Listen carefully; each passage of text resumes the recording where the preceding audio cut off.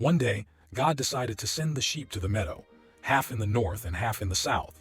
Along with that, God gave the sheep two choices of animals to live with, the wolf and the lion.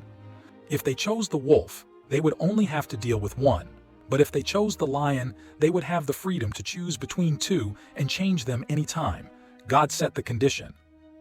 The southern sheep heard the lion was more ferocious than the wolf, so they chose the wolf. The northern sheep thought the lion was more ferocious than the wolf, but they had the right to choose one of the two, so they chose the lion. After the wolf was released into the southern sheep, it started to chase them madly.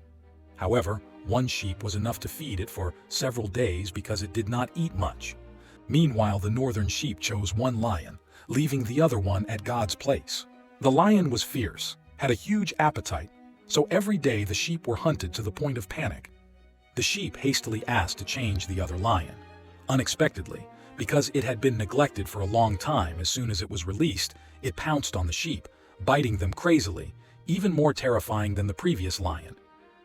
The sheep were terrified, spending all day running away to the point of not daring to eat grass. The southern sheep were overjoyed, having chosen the right enemy, laughing at the northern sheep for being blind. The northern sheep regretted, begging God to change back to the wolf. But God said, "Once you decide, you can't change it anymore. The same goes for your descendants. You only have the right to choose between two lions." Hearing that, the northern sheep had no choice but to alternate between the two lions. But they were both ferocious, none worse than the other.